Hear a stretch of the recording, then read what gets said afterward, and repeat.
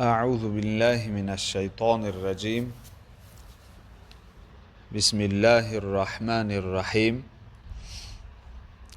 الحمد لله رب العالمین والصلاة والسلام على اشرف الانبیاء والمرسلین وعلى آله واصحابه اجمعین.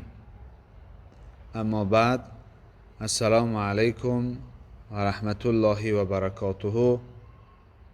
محترم پدران عزیز و مهمانای بسیار بسیار عالی قدر، خدای مهربان قدم هر کدام شما را در این خاندان سبب فیض و برکت گرداند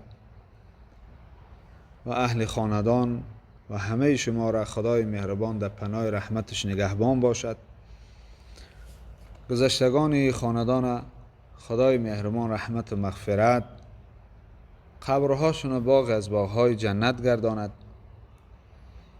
و این نشسته که ما و شما الحال داریم، پروردگار مهربان در این نشست برای هر کدام ما و شما توفیق بیشتر، ایمان کامل و اعمال صالح و ثواب بی نهایت زیاد را خدا برای همه ما و شما نصیب و روزی گرداند. پروردگار مهربان فرزندای همه ما و شما را از تمام آفت و بلا، از فتنه های عصر، از فسادی این عصر، از وسواس شیطان و نفس، پروردگار مهربان در پناه رحمتش نگهبان باشه. مسافرای همه ما و شما را و تمام بندگان مؤمن که در راه سفر باشند، هر کدام اونها را خدای مهربان عمر دراز، تن صحت و با دست پر و با وقت خوش به خانه برگشتن را خدا نصیب و روزی گردانه. برادرای عزیز، از سبب که ما و شما در نزدیک شوی دهه عید قربان قرار داریم، انشاءالله هفته آینده، شاید روز سه‌شنبه یا چهارشنبه، خدا خواه سر ماه باشه، حالی حسابات قطعی انشاءالله معلوم می شود. خلاصه بسیار نزدیک شدگی هستیم.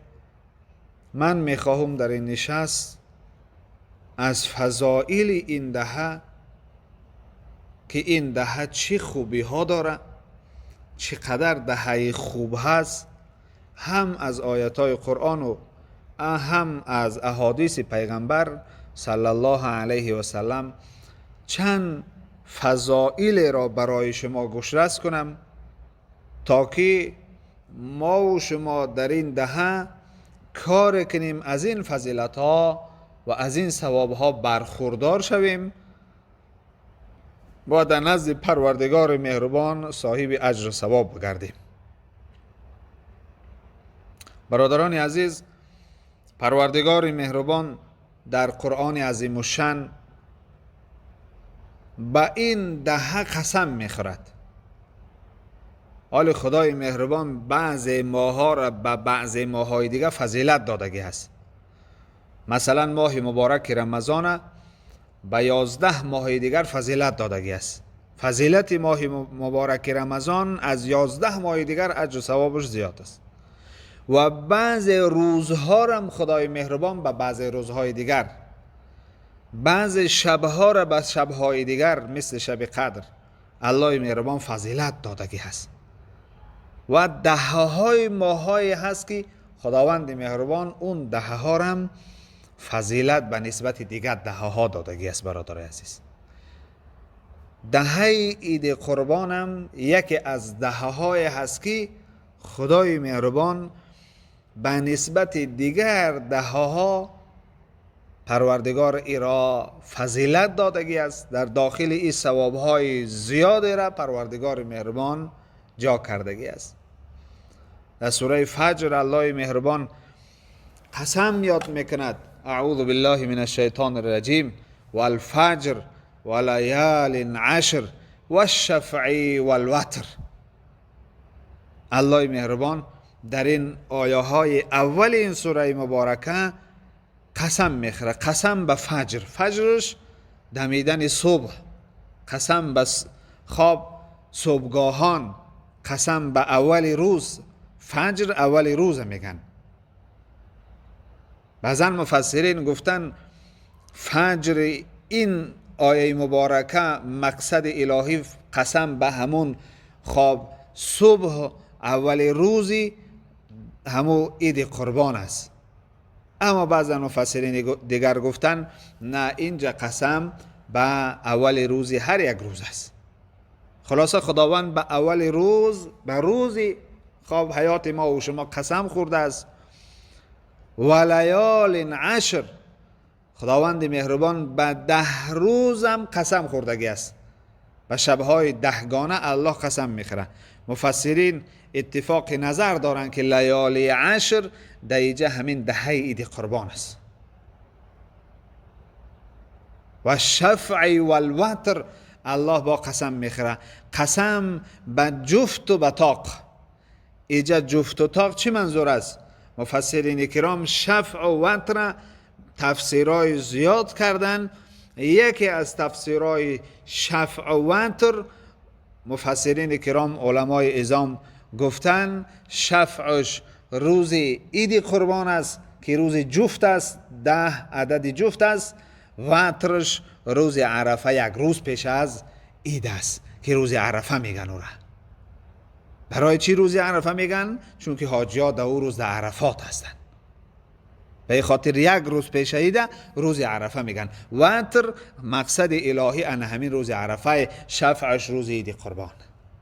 پروردگار مهربان به این دهه، به کل این دهه قسم خوردگی است و به روزها و به جزئیات این دهه قسم خوردگی است. الله به هر چیز قسم خورد دلالت به عظمت و بزرگی اون مخلوق میکنه.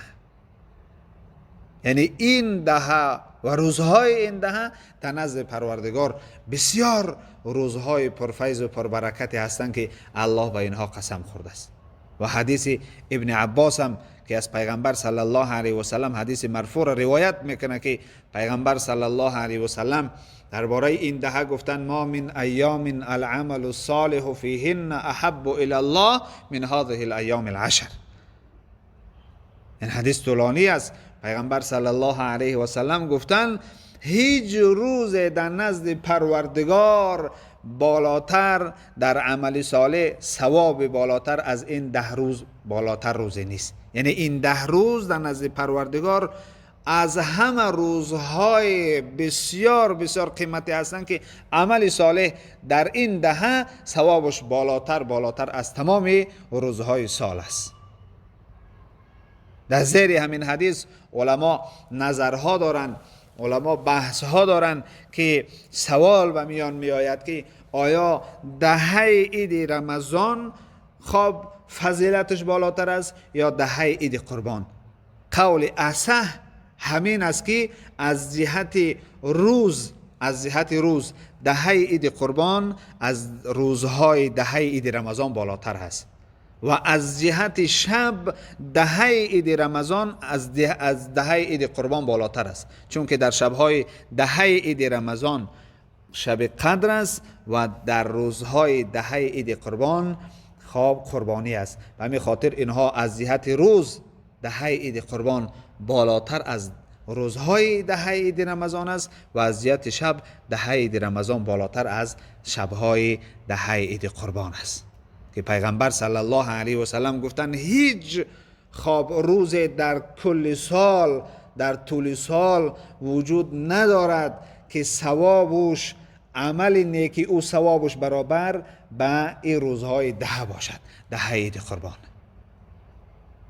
چه نماز باشه، چه روزه باشه، چه خیر احسان باشه، چه ذکر باشه، چه تلاوت قرآن باشه، هر یک عمل صالح در این دهه ثوابش بالاتر از دیگر روزها هست. به این خاطر پدران عزیز، مهمانای بسیار عالی قدر، این 10 روز را مقصد ماها بهوده نباید بگذرانیم. اگر کسی همین 10 روزم پر روزه بگیرد، همین 9 روز میشه و روز 10 اصلا روز عید است که در روز روزگیری درست نیست. مقصد اگر همین دهه را تا عید قربان 9 روز میشه و روزه هم بگیره، درست است، ثواب و اجرش پاداشش زیاد است. لیکن اگر شماها امکانیت برای این دهه را پر روزه گرفتن نداشته باشین، حد اقل روز عرفه را که یک روز پیش از عیده باید ما و شما روزه بگیریم، چون که ثواب بسیار بسیار بالا داره. در حدیث امام مسلم آمده است که پیغمبر صلی الله علیه و سلم سوال دادند: سئل رسول الله صلی الله علیه و سلم عن صوم یوم عرفه.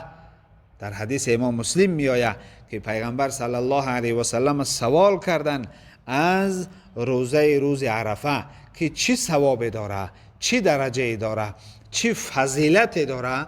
پیغمبر صلی الله علیه و سلم گفتند: خواب یکفر سنة الماضیه و الباقیه، او کما قال نبی صلی الله علیه و سلم.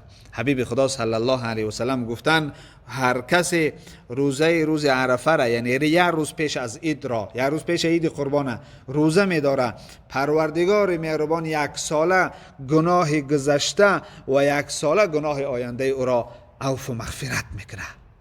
به این خاطر برادرای عزیز، این روز را حد اقل این روزا از دست ندین. هر کدام شما به خاندانتان، به پدر و مادر، به زن و فرزند، به دوستا و خواب خیش اقربا حتما این خبر برسانین که حد اقل از این روز خواب محروم نمانند، روزا بگیرن. نماز در این دهه بیشتر خواندن در کار نماز نافله را. قرآن، هر کسی قرآن خوانده میتونه قرآن زیادتر بخونه. هر کسی خواب قرآن نمیتونه ذکر زیاد بکنه، دعاها زیاد بکنه که در این شب و روز دعا بسیار بسیار ضرور است برای تمام عالمیان، برای نجات تمام عالمیان که در این دهه سبب اجابت میگرده. این دهه سبب اجابت دعا است. دعا را زیاد کرد، دارنده ها خیر احسان را زیاد بکنند. و این دهه از همه عمل بالاترش برادر عزیز قربانی کردن روز عید قربان است. از همه ثواب بالا در این دهه، از همه عمل بالاتر در این دهه باز چی از خون ریزاندن مال قربانی است که از این ثواب بالاتر در این دهه هیچ ثواب دیگری نیست برادر عزیز. به این خاطر سعی و کوشش کنیم ما و شما که از فضائل این دهه استفاده ببریم.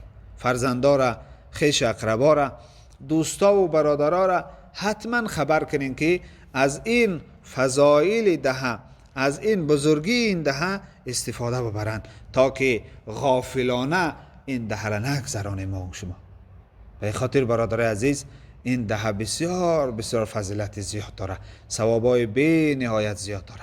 خدای مهربان همه ما و شما را توفیق نصیب و روزی گردانه که از این دهه خواب استفاده ببریم، روزگیرمان روزه بگیریم، قرآن خوانمان قرآن بخوانیم، خیر احسان هامون زیاد بکنیم، نماز و طاعت و ذکر و بندگی هامون زیاد بکنیم تا که ثواب و اجر و پاداشمان در این دهه بیشتر بگرده. خدای مهربان همه که ما و شما را عمر دراز، تن صحت، خاطر جمع، سعادت در خواب حیات زندگی الله نصیب و روزی گردانه. خدای مهربان یعنی اکمان خیر احساناش قبول گردانه، فرزندکاش و فرزندای تمام بندگان مؤمنه، علل خصوص هموطنان ما را که در خارج کشور هستند. خدای مهربان تمام اونها را و فرزندای برادر ما را در راه سفر، در مسافرت، در غریبی، پروردگار مهربان نگهبان باشه و از آفت و بلا و فتنه ها خدای مهربان در پناه رحمتش نگهشان داره.